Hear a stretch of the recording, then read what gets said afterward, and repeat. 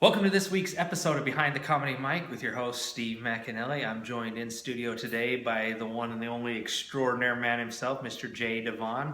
What up? Jay, go ahead and tell us a little bit about yourself, where you come from, what do you do? Oh man, I do funny. I do that fairly well. I'm originally from Philadelphia. I was a Marine. Well, they say once a Marine, always a Marine. So I guess I still am a Marine. So when you see people, you gotta go, hoo-ha! Hoorah! Hoorah, that's it. Hoo-ha is the scent of the woman. That's it, okay. That's the Army. Right They get pissed off about getting mixed up. Getting it wrong. So I was in the Marine Corps for several years. I'm a father. I'm a comedian. I'm an everyday dude. That's the persona, if you will, that I take on stage with me, of just a guy who is just out here, just like everybody else, just trying to figure out what the hell is going on around me in this life. So, Oh yeah. No, that's good. That's what I enjoy about comedy. That's what I try to talk about. I try to talk about my life. I want to see what was going on. I want people to see what I've done, and I know yours is real similar. I mean, we're both in the same age group. I think my kids are older than yours, though. I believe your kids are younger. I have teenager. I have a teenager now. Nice. So that's a scary little thing to embrace. Is not so much that he's a teenager, but the fact that that I had him that long ago. Yeah. It's like, wow. So It's crazy. Wait until he gets out of his teens and they hit their 20s and they're having a beer in the bar watching Daddy tell jokes, and then you're gonna be like, wow. The first time when my son turned 21 and he came to the show, he was sitting next to my wife watching it, and it was so weird because I talk a lot about my family, my kids and everything, and it was so weird because he was just laughing too, and the people around were kind of looking, going, holy shit, that's his kids in the bar, And my son has the same issue I do. He looks extremely young, even though he'll be 25 this month, but he looks really young, and so he always gets ID'd for everything too. And so when he's sitting in the bar and he's having a beer, and everybody's just like watching, going, "Damn, that kid's too young to be." And he's like, "Hey, he's not." So,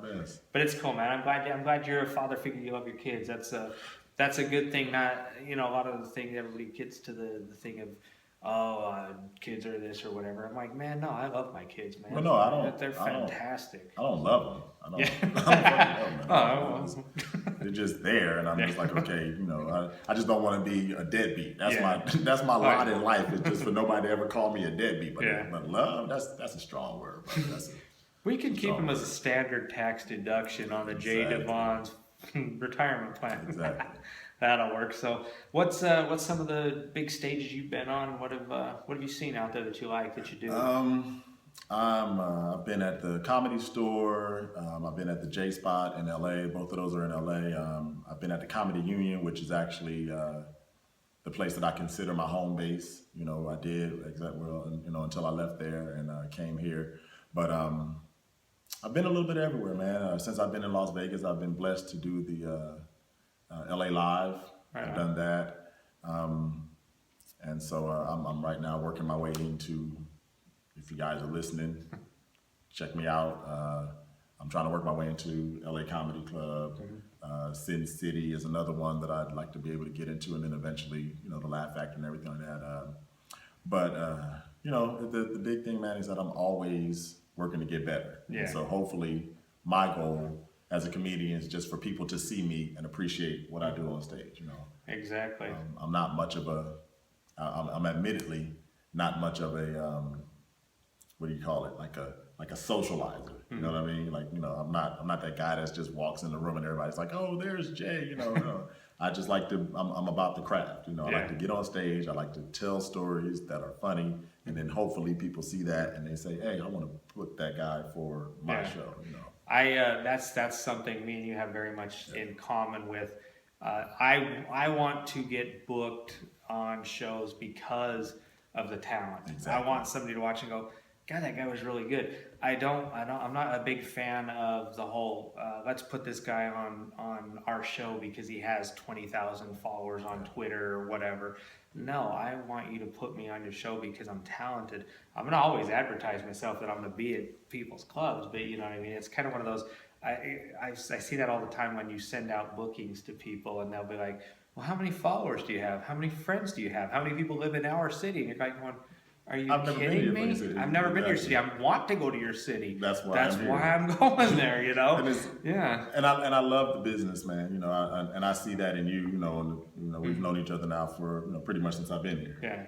And I see you. You know, and me is like, I understand that you have to have a certain connection to people or whatever, and you have to be able to understand the business aspect, the business side. But when it feels like you want me to kiss your ass, Yeah. when it feels like you want me to do something that's out of my character, I have to draw the line. Oh, yeah. I mean, if me being funny and me just being able to, conduct business with you on that level is not enough for you, then I'm probably not the guy that you want, to Exactly. book for your show. 'Cause Oh, that's yeah. really all you're going to get from me. Yeah. I'm not saying I can't build friendships and everything like that. I'm Yeah. not saying that, but I'm saying I'm just not a guy that's just going to, force my way into, you having to like me.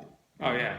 This is no. what you get, and that's what I like about you. Yeah. Is this is what you get. You know what I'm saying? There's nothing else. Oh yeah. Well, and there's nothing wrong with that, and I mean, because a lot of people don't understand the business side of comedy. I've been running my own room in 2 different states now for 6 years, and I don't mind the business side of it. It's kind of fun. Me personally, I would rather be the better performer than the booker or promoter. I would rather perform better than anything. I just right now I take on everything I possibly can just for the experience and the exposure of doing it. And the same thing, I don't really necessarily people when they send me email or clips or whatever, I don't need them to kiss my ass. I just need them to be funny and that they're going to show up, be professional, be courteous, share the flyer, invite a friend. That's all I ask. That's all anybody, that's what you need to do, because I'm going to promote the hell out of the show. I'm going to try to get many people in there. But yeah, I know what you mean on the people kissing ass, because I get it all the time with people that are sending me, and all I just send me a video. I mean, I'm gonna give so many people the opportunity, because we all need that chance. That's what it's all about, man. That's the thing is, there's been plenty of rooms I've been turned down for. I mean, people, I still get turned down from them now. It was the weirdest thing is I got turned down from a comedy festival that I won't say which one, but I really don't care. It was in its first year. They didn't take any Las Vegas comedians, which is a crying shame, because there's a ton of talent here. There's so many good comedians in Las Vegas, but they didn't take anybody from here. But the same time that I got turned down, I applied for that anyway. And right as I was applying for that, I was actually the same time as I was getting paid to headline at the Rampart Casino one night, and then I was headlining at another show in Henderson. So I made more money by staying home and had a lot more fun than I would have traveling to the thing that I got turned down from. The festival I got turned down from was a letter back that says, well, sorry to turn you down, but you can still come to the shows if you want. I'm like, no, I want to perform in it. And my biggest thing is that, we know this business. We've seen so many comedians come and go, and guys who are, and my thing is this, if you're running a show or a club in a, especially locally, if you're bringing me out to New York to perform, and it's at a major club, or LA to perform at a major club, yes, you want me to be top of the line, whatever. But we've all seen even the best comedians, fall on their face. Oh yeah. It's like, what can you lose by having me, on your show? Unless I'm the headliner, and even then, I've seen headliners take L's. Oh no, I've seen like the feature comedian be better than the headliner. It happens. I've seen where the host was the only person that was funny on the entire show. I've definitely seen that. It's kind of a weird thing, and you hope that when everybody leaves at the end of the night, they just go, "Hey, we had a good time." Even though as a comedian you look at it going, "Man, that wasn't his best performance or her best performance, either one." And you just hope that as a performer and as a booker, promoter, producer, anything, you just at the end of the night you hope that at the end of the night they go home and they're like, "We had a good time, man. We want to go back to that club." And that's part of a team effort. The reason why the bookers are particular about who they put on. Exactly, and I get that too, because I've booked some people by a friend saying, "Oh, this guy's really funny" or whatever, and I'll be like, "All right, yeah, have him swing by." And and when I don't really know him or know too much about him, and I'm kind of talking to him, they're like, "How much time am I getting?"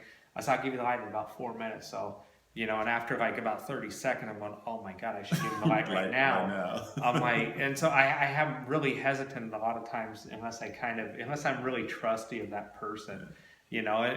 And I've had people vouch for me before, where same thing when I've gone to clubs, and they've like vouched, hey, you need to put this guy up, and it's worked out in my favor because I mean, you know, and don't get me wrong, I've eaten plenty of shit on stage. If somebody ever tells you they haven't, they're full of shit. They're liars. I've gone up and ate the biggest bowl of shit before in front of a whole bunch of people, and it was humbling because you know I went up cocky thinking, yeah, I'm gonna nail this, and I screwed up. But when I've had people vouch for me, I've never blown one of those yet. Yeah. You know, that's the one where I'd be pissed. Going, oh man, I Because really then you know blew it there's going to be. yeah, because then that's the person that vouched for me. Then his reputation or her reputation might have been the same And thing. he's probably not going to do it again. No. Anytime soon. That's Anytime it. soon. No, that's true. So, tell us a little bit more, man. I know you love doing the comedy. I know you're trying to work your way in like I am. Work my way in, you know, but I do stuff outside of comedy. You know, you got to have other pursuits. I know you do. You have your horses. Oh yeah, we have so, balance of life, man. Yeah. That's I'm it. a big sports fan. Right. Big sports fan. Of course, for your Philadelphia, you got to be an Eagles fan. Philadelphia. I'm not quite an Eagles fan. I kind of gave up on the Eagles a long time ago. I'm a big Tampa Bay Buccaneers fan. Buccaneers, Miami Heat, Philadelphia Flyers, which is the one Philadelphia team that I still do follow pretty well. The Phillies to a degree, but I'm a big St. Louis Cardinal fan, so I'm kind of all over the country with my sports. So we may have issue because I'm a Cubs fan. So see, we may have a little baseball battles going on. We have to get together and watch the games when when the playoff push comes, because you know the Centrals always come down to Pittsburgh is actually. Pittsburgh's good. And the Cubs are good. Cincinnati's good. Cardinals are good. Central Division been the best division for about 5 seasons now. It's going to be pretty tough. The Cubs won 97 games last year with a bunch of rookies, and it's going to be amazing. I'm hoping that curse comes to an end. I've been a Cubs fan since a little kid, man. Watching every time I get home from school, to pop on WGN, and there was always an afternoon baseball game on. So I became a huge fan back in the early '80s. So I was watching them all the time, but. Anyway, Jay, I'm glad you joined us. Tell people at home where we can catch you on Facebook, YouTube, Twitter. You have a website, any of that good stuff? Yes, sir. I have everything. I'm a social media whore, really. Facebook, Twitter, Instagram, Periscope, website, all the same. Jaye Devan, JayeDevan. I have a blog on WordPress, jdevan.wordpress.com, however the hell that goes. But if you go on WordPress, you type in my name, you'll find me on there as well. And that's more of my, family stuff, being a father, relationships, life, and stuff like that. So nice. Follow me, find me everywhere. It gives you good insight. We do appreciate everybody that does follow and watch these. Hope you're enjoying them, man. I like to talk to different Vegas comics and LA comics. If you guys enjoy it, please keep following us at home, SteveMcAnally.com. Funny. I appreciate that. But definitely keep share it out there with us. We want to get our names out there, and we want to be known because the next local comic you see may be the guy you're watching tomorrow on the Tonight Show or Comedy Central, because you never know where that diamond in the rough is going to be. And we're regularly handsome. Perfectly. Thank you guys so much. Have a great day. Appreciate it.